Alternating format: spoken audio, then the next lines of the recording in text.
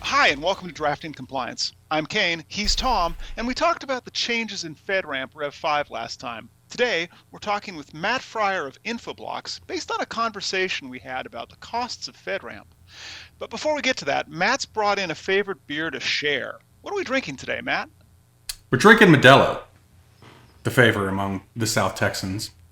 Okay. Now I notice you. Okay, Tom and I have got it in cans. You apparently have it in a bottle, Matt. That's a distance from source. Not gonna fit again at all, as usual. Though I am gonna try. I'm gonna crack it. Yeah, I think we should definitely crack it. Take a sip, see what it's like. What type of beer is this? It's a Modelo Especial. It's a traditional Mexican lager. So those who drink pilsners, this will be very similar to an American pilsner. It'll just be generally a little more malty. It's been a while since I've had a Modelo, but I've had quite a few Modelos in my day. So, Matt, what do you like about Modelo?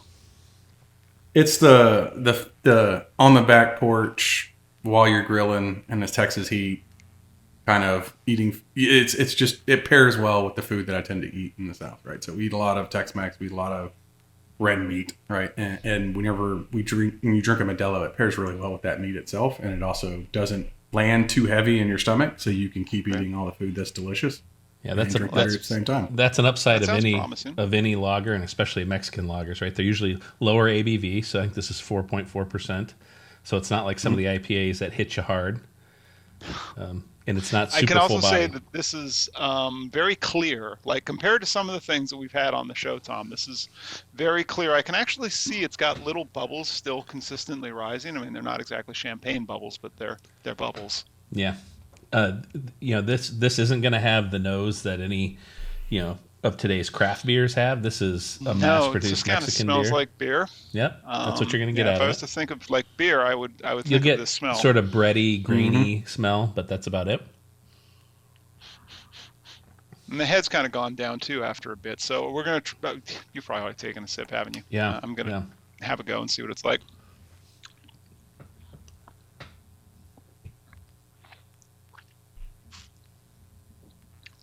Wow, I'm impressed by the lack of face that you're giving. Oh, it's got a thing on the back of the tongue. Like up till that point, it was fine. Yeah, it's pretty. I mean, compared to what we normally drink, Kayne, this is pretty thin. It doesn't coat your tongue. It's meant for probably somebody who's going to drink 2 or 3 rather than just one, right? It's not going to hit you hard. Oh, in my day I could definitely drink 3 or 4 or 5 of these. So, okay. But it's you mentioned something on the back end. I'll be honest, it leaves my palate pretty quickly, so I don't notice much on the back end. But it's super easy to drink. Kind of a sour flavor, but not. It's kind of, you're right. It is gone now. So other than that, one lingering aftertaste, it seems inoffensive so far. As usual, we will test it again at the end of the show, Matt, and get our ratings and our reviews, as well as my thoughts on how the beer has changed flavor, and as to Tom as to whether or not he's had another 2 or 3 while we're recording, which I think is going to be a lot of fun, actually. We should do that for one of these. But we're here to talk about FedRAMP, and Matt, from a cost perspective, Tom and I understand this. I think some of our viewers do too. Getting FedRAMP authorization isn't a small feat. And before we started recording, you'd mentioned a range of $2.5 million to $3 million over 18 to 24 months. Can you expand on what those costs typically cover? Typically, you're going to see that experienced in your control stack. The security control plane is going to suck up a lot of that cost, where you're trying to add additional controls, you're trying to add additional configurations or additional features. And on top of that, they're not just being able to say, I need to go add a new ITSM tool or control into the stack. And that might cost X, Y, and Z, but whenever you're taking a look at FedRAMP itself, you're having to go add that ITSM control that now has an authorization. And typically you're going to see an upswing in the actual control cost between your traditional commercial version and your actual FedRAMP ATO'd version of that exact same control, where they have to strip it down and make sure it adheres to the same ATO control standards that you're trying to adhere to, right? So everything in that control stack still has to have an ATO, just like you're trying to obtain. So you're going to see that uptick in the controls itself. And then when you start looking at some of the processes and policies that you got to update and draft and the work factor that goes into that, you're going to suck up a lot of FTE time in actually drafting those things, executing those controls, actually doing all the configurations on the back end that you have to do. And depending on your approach to that, you can get a wild swing. So I've seen a lot of customers just actually take an entire instance themselves and say, okay, we're going to do a separate and apart instance. And then they can do that to control their cost and do the things that measure those and fixate it in and of itself. But when I've also seen those customers do it in the same control plane, the same, no isolationism, no separation, they're doing it in the same stack, that cost can get exponentially higher depending on how you deploy it. The 2.5 to 3 million is kind of that measuring point. If you were to silo this out, create its own instance, deploy all new controls, write new processes, go bring those FTEs in that can actually write the processes and policies that adhere to what the PMO is looking for, and then actually doing all configuration changes along with it. So you're looking at, in 18 to 24 months is pretty aggressive for a lot of organizations because this isn't typically considered standard process for them. It's usually a secondary project or a secondary thing that they're working on. It never really takes that priority level unless there's a contract driving it. So I've seen it go 18 to 24 months. I've seen it go 3 to 6 years. It just really depends on how they prioritize it. And the longer that runs out, the more cost you throw at it. I can't help but notice Tom's reaction on this one because I don't think we communicated 2.5 million to 3 million, and I don't think we had a goal of 18 to 24 months. I think that, if I recall, Tom, the goal was to do one season of drafting compliance about FedRAMP and then move on to another one, yeah? That's correct. I mean, we set a target of 1 year. That's really 1 year to ready, so it's not ATO. So we essentially have divorced ourselves of the gap that is going to be the federal government's process as much as we can. But our process is a year long. That said, there's been enough bumps in the road already that I think, Matt, your timelines and your sense of dollars are probably going to be, for the most part, what other businesses will see, right? One of the things that I saw as a big differentiator on cost is the age of a company and the amount of legacy debt that you're taking on. Was that something that you had to consider heavily in your environment, Matt, or are you like us where everything was fairly new and fairly best practice as a greenfield build, so we didn't have any of that legacy? You're not going to run into a whole lot of just brand new greenfield build. You're typically going to run in a lot of what I've seen in CSPs. A lot of what we've seen on my side is it's legacy stuff that's being built out. It's legacy technical debt. It's legacy application that you're trying to deliver, legacy delivery that you're working with, and that carries a big load of uplifting legacy into what you need it to be, right? You're going to see a lot of people really struggle with legacy stuff, and just as simple as FIPS, right? Getting FIPS compliant with a legacy platform is tough. There's a lot of costs. Right? Yes, FIPS validated versus FIPS compliant. Oh my goodness, that's a thing. But Matt, it sounds like you've got some experience here. So let's talk about making those estimates a little more actionable. So tell us about what steps you've taken for helping cloud service providers make more accurate business projections while they're pursuing FedRAMP authorization. Typically, we're going to evaluate their maturity levels, right? We want to understand where they're at in their security maturity and then where they're at in their compliance maturity, right? So a lot of organizations, especially ones that are chasing that ATO, some of them just don't understand there's a complete different separation between someone's security maturity and someone's compliance maturity.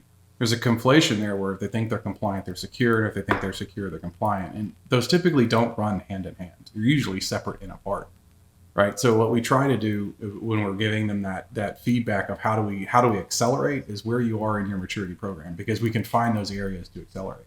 If you typically have a less mature security program, but you're more mature in your compliance program, we can create acceleration in the documentation and process and policies phases because you have the resources and experience to execute on those things pretty quickly. If you tend to be more secure mature, and you tend to have more technology maturity than maybe compliance, you can probably speed up and create a path on the technology track where those controls become easier for you to execute and easier for you to get control of. And it really just depends on creating greenfield or uplifting, right? There's two different paths there, and we want to understand what that organization is trying to do because each one of them is going to face a different hurdle with FedRAMP. And what you create a streamline in, where you create efficiency and speed to market in, depends on that organization itself, right? Where are your strengths and where are your weaknesses? Everyone's going to fall down. Everyone's going to have something they struggle with. Let's figure out what you're great at, and let's create the efficiency there. Let's create the speed to market there so you can get that ATO. We typically, in my past, have worked backwards from what their driving factor is. Why are you seeking an ATO? What's the reason for that? What's the timeline of that? And let's work backwards from that to figure out what we need to do. Do we need to go third party, hire somebody out to build a technology stack on a complete greenfield so you can import the application into it, right? Or do you have a runway long enough that we can actually do it in-house and create an in-house program where you're building it all yourself and you're hiring in those people in and you're doing those things within your own organization? It really just depends on how fast you're trying to get that ATO and what's the driving force on it. More often than not, I'm telling a lot of those CSPs, like, you want to contract out as much as you can. It's a fixed cost. You can control it. You can hold accountability to it. It's really easy to hold that out. So if you can contract it out, contract out the writing for other policies and processes, you'd be surprised when you're ready and you're submitting to your auditor or your 3PAO and you're trying to get all that stuff done and audited and completed, how they see things and how the PMO see things. There's a complete separation of experience between those parties, right? If you don't understand what the PMO is asking for, you may be rewriting things several times. So where you want that efficiency to be and how fast you need to get there will really determine where we find the speed in the runway, right? One of the things, Tom, we've chosen to take this on internally. Well, largely. I mean, we have certainly leveraged both our client base and our trusted partners in terms of speeding things up. So to say we are alone on an island would be inaccurate, but we certainly are not pulling in a bunch of FTEs. Although, Kayne, we do have a sense of a plan that we could speed things up by bringing in some externals here in the next few months. So we're looking at that currently. One of the things that you said, Matt, I thought was particularly important, and I think we should not marginalize the comment at all, is there is a difference between compliant and security, right?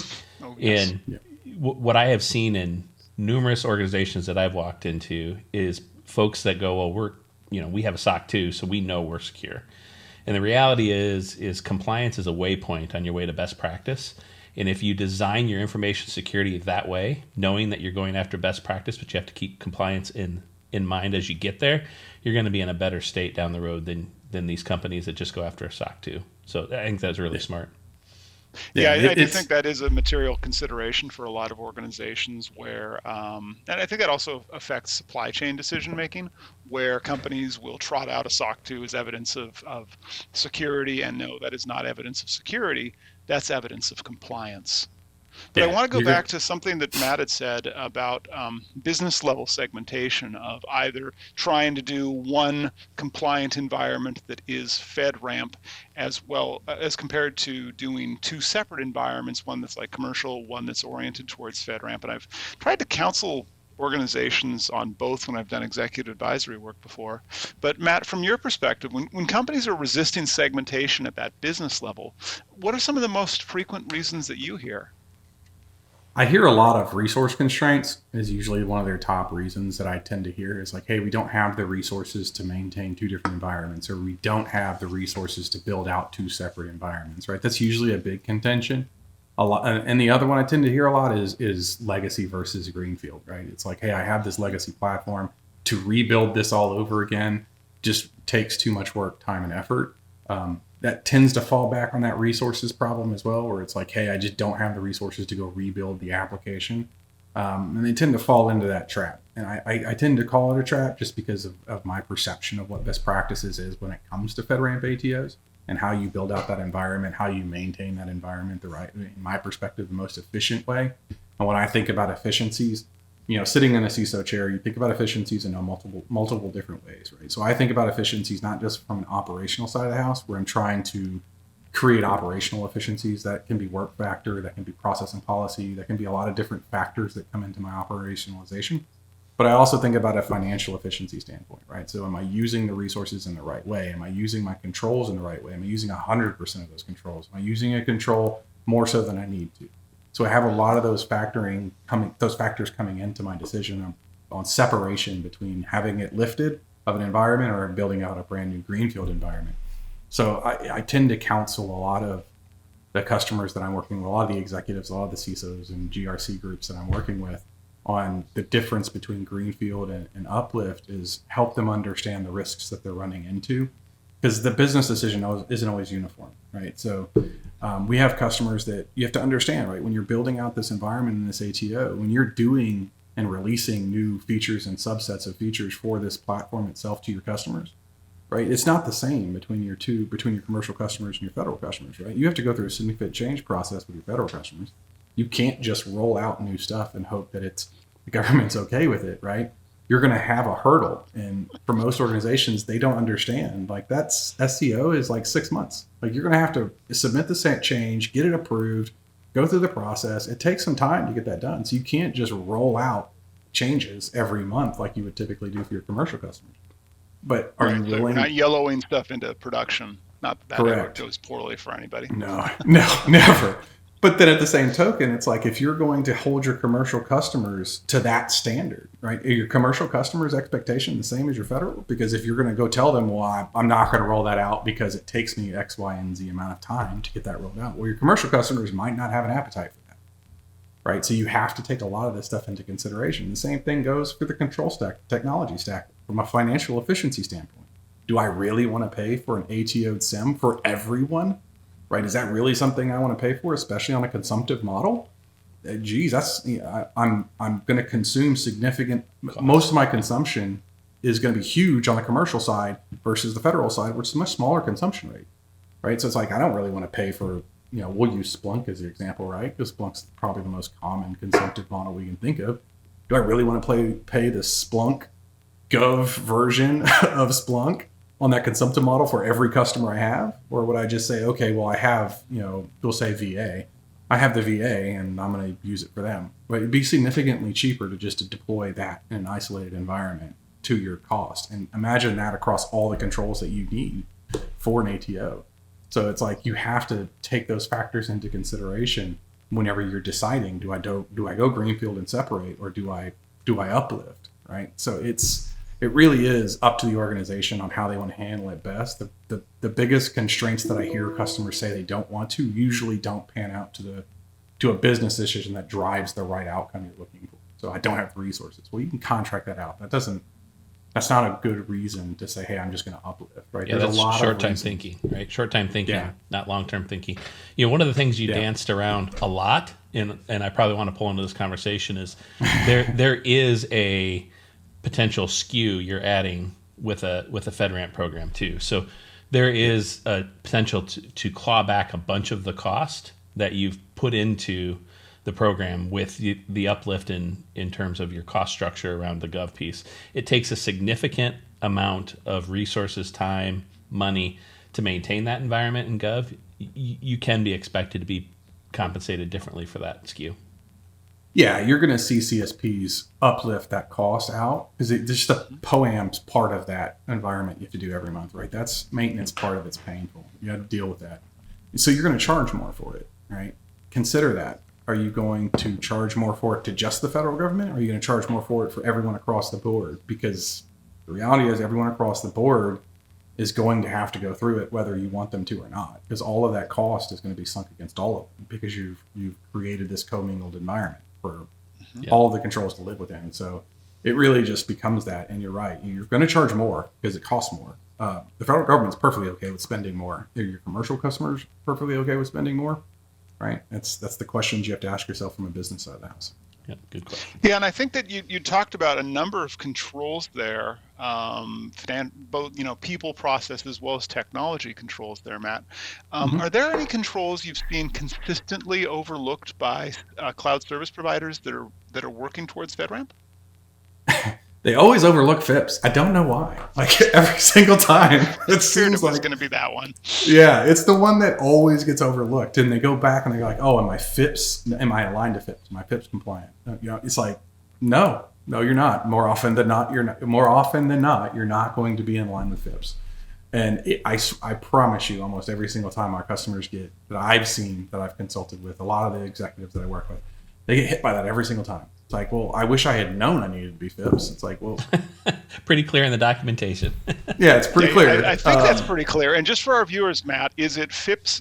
You have to be FIPS validated, or you have to be FIPS compliant? It's going to be FIPS compliant. So it's the 140-2. So you have to be FIPS compliant. It's still painful. Validated versus compliant. There's a little bit of difference there, minorly if you know the difference, but it's still, I still have to go through the compliance side of it to be adherent with FIPS. The compliance side of it, the actual, now the word escapes me. I'm sure you can cover it off on me, Kayne, but to adhere to the specific standards for FIPS, when a compliance standard rolls in, you still have to do all those things. You still have to be part of it. And a lot of these legacy the 3PAO is going to be looking for evidence of that as well. That's the other thing, is like, you can't just tell them, yeah, it's totally FIPS fine, no worries here. Like, you actually have to show them configuration evidence that to your 3PAO as part of getting ready. Correct. Yep, and then the PMO is going to want to see all that. Like, it isn't, like, and the PMO is going to validate it against what the 3PAO gives them, right? So it's a 3-step program. It's like, I got to be ready so that I can be audited. My 3PAO is going to audit me so that I can go to the PMO. And all 3 of those steps, you're going to be validated that you are compliant with FIPS. So absolutely, Tom, we're good on that one though, right? We are good on that one. That's one of the that's good. That's one of the benefits of a fairly greenfield build, right? I mean, we're a 5-year-old company. Really, 3 years is the majority of our controls have been put in place in the last 3 years. So it's all been built to best practice. So there's not a huge uplift there. Our biggest gap is, you wouldn't be surprised here, Matt, but is documentation, right? So we built it. Now we have to document that we built it. Yeah, most legacy platforms that are trying to strive to FIPS compliance usually isn't about the FIPS compliance and the application. It's how that application is working within its environment, within its platform, right? Yeah, so how does it communicate with all the different modules in that boundary? That's where they run into it. It's like, oh, well, this sucks. Like, you have a big issue with getting everything to work together within that FIPS compliant manner. Yep, so that's right. All right, and so you've talked a little bit about like the controls and some of the gaps and some of the segmentation and business level decision. So from your experience, Matt, how do businesses justify that large financial and time investment required for FedRAMP compliance?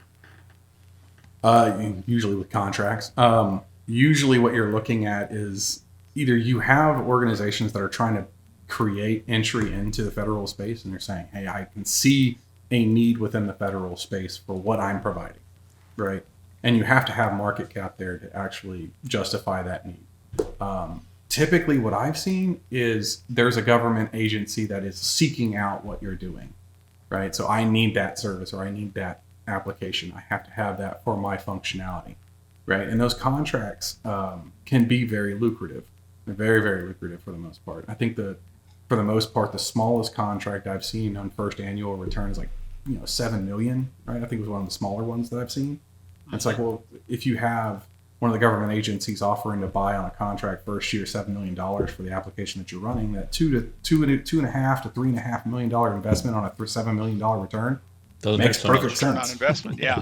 Yeah, I think what we struggle with is when we're talking to the board, or we're talking to the C-suite, and we're talking to those to the executive level or the board level, trying to get that support from them in order to drive that initiative forward, is helping them understand what the time is on that. That's the part that really a lot of them struggle with. Is like, I'm going to go spend $3 million. How long is it going to take me to get there?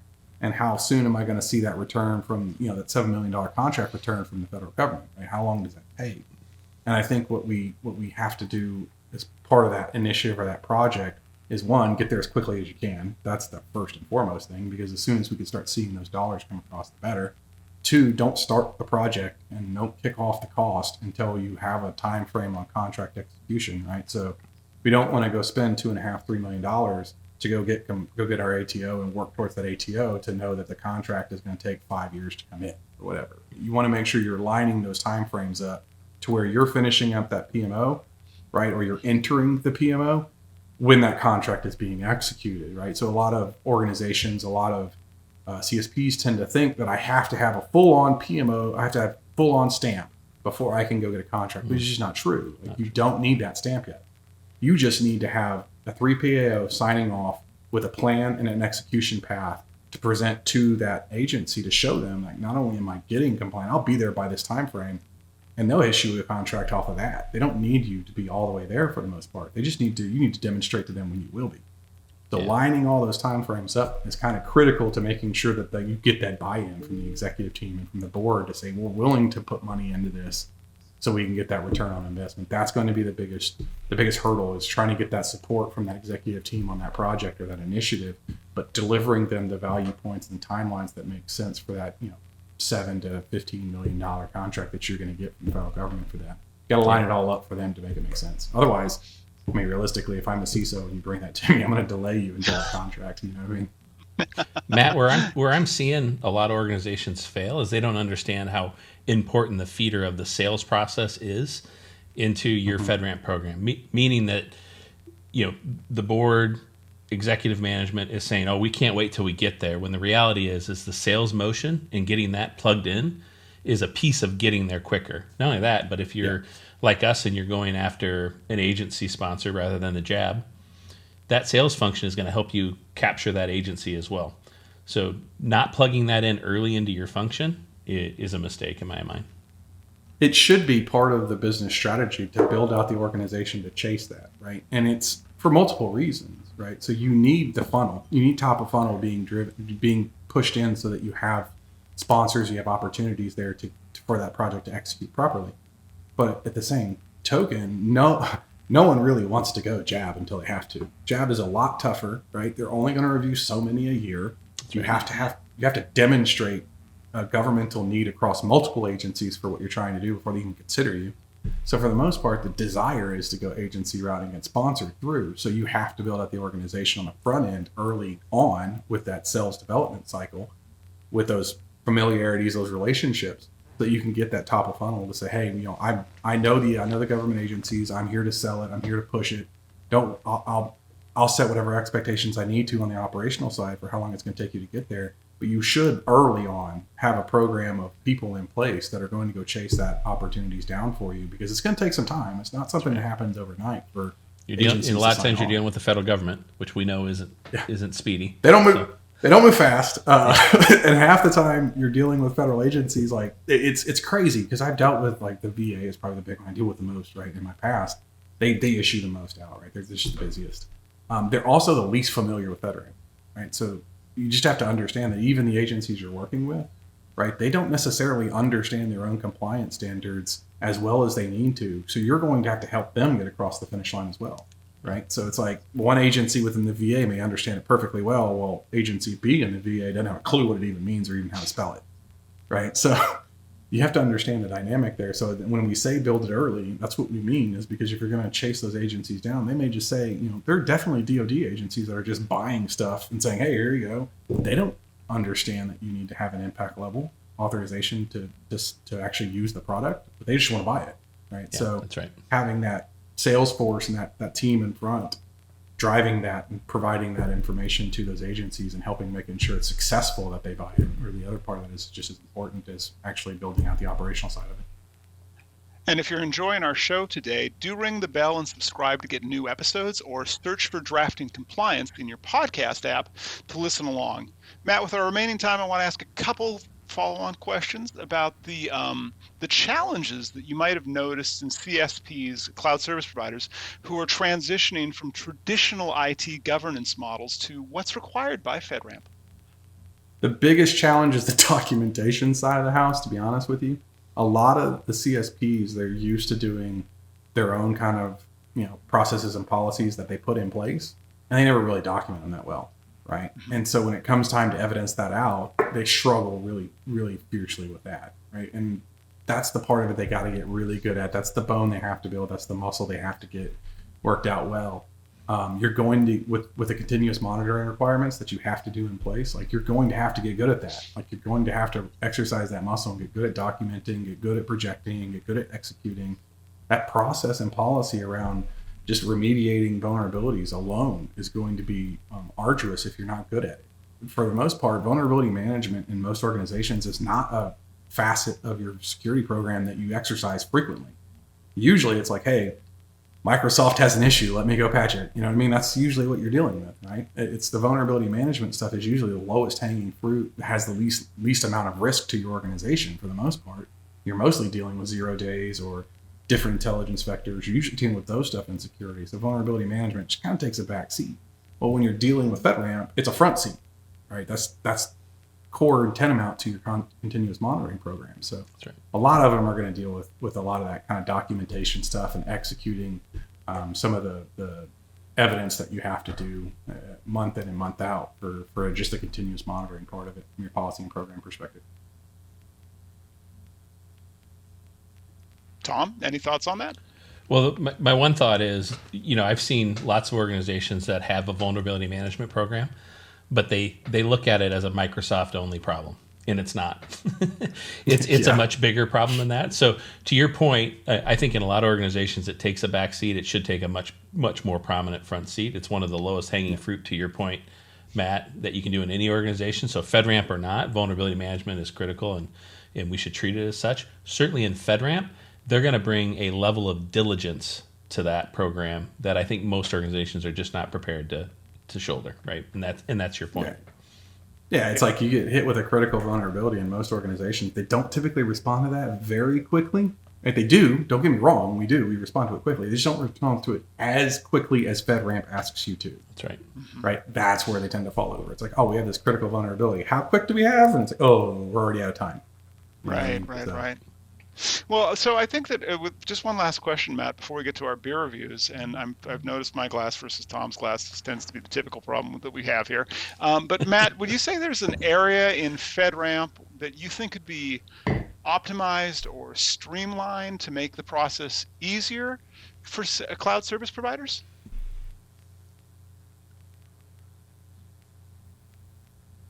From a development and building standpoint, you're going to drive optimization through automation. Right? You're going to use either process, really. I mean, where can you drive right? optimization There's into a lot of companies out there that help out with that, where they actually have the expertise on this is the configuration go.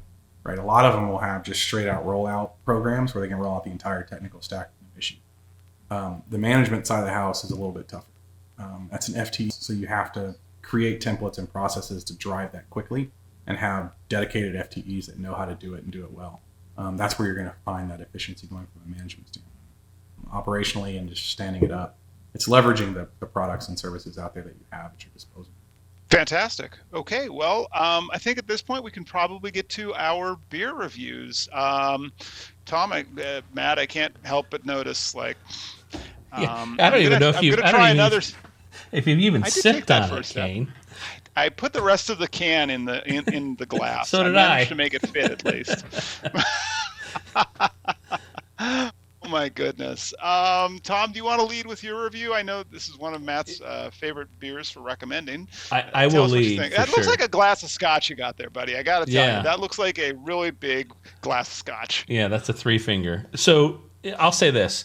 If you what you want to do is sit on your back porch after you mowed the lawn and drink something that is going to go down easy and you're still going to be able to get up afterwards and get some more work done, Modelo's not a bad beer to drink. It's in line with much of the sort of the Mexican lager world, so you can't go wrong with one of these if that's what your desire is. If your desire is to get a bunch of character and something different and unique in your drink, don't go to Modelo. That's not what they're about. But in terms of my rating, I'm going to give this for what it is. I'm going to give this a 7. So it's highly drinkable. Okay. If that's what I want to drink, that's what I'll give it.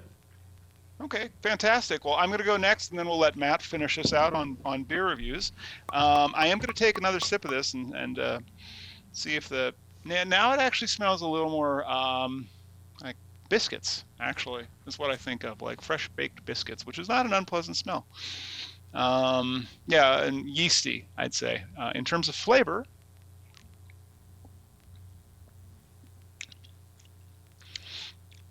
you know what? If you just leave it out and sit and do some FedRAMP work, actually, I think that this is a fine. You could accidentally grab one of these and you wouldn't spit it out. At least I don't think that I'd accidentally grab one of these ever. But if you did, right, if you're at your desk, you're doing your FedRAMP work, you've got a beer next to you and you were to grab this, it wouldn't be offensive. I think that this might be the strongest review that I give to a beer yet. I have had worse tea than this. I can say that. Wow. I have definitely had worse beer than this. I'm going to give this a 5 out of 10. Wow. In that it is inoffensive. It is free of a lot of the crazy stuff that we've had on the show so far. So turns out, Tom, look at that. Like, we're 20 episodes in, and we found my first 5 out of 10. Matt, knowing that you like this beer, you may have some bias there. How would you rate this on a out of 10 scale? I probably put it on a 6 or a 7, like a 6-ish. Like I said, it's a great backyard beer if you're just trying to sit down and drink a beer and kind of enjoy the afternoon. It's not one that I would sit down and kind of pull a cigar out and kind of enjoy the beer, and it has a unique flavor to your palate. I wouldn't call it that. I think it's a great backyard beer if you just want to have something for an everyday kind of grill some fajitas and mow the yard and kind of drink some beer while you're doing it. It's probably a great beer for that. I wouldn't rate it on the top end of kind of top beers that exist. Fantastic. All right. So I think we all came in fairly close on this beer, actually. Well, with that, I want to thank Matt for being on the show. Again, if you've enjoyed today's show, Drafting Compliance, please do like and subscribe. Look for us in your podcast app and leave reviews. We do enjoy reading those reviews. And if you've got questions about FedRAMP, or if you'd like to be a guest on a show, either leave a comment in the comment section or reach out to us on LinkedIn. With that, though, I want to again thank Matt from Infoblox for joining us today. Tom, great seeing you as always. And with that, we're out. Thanks, everyone. Thank you.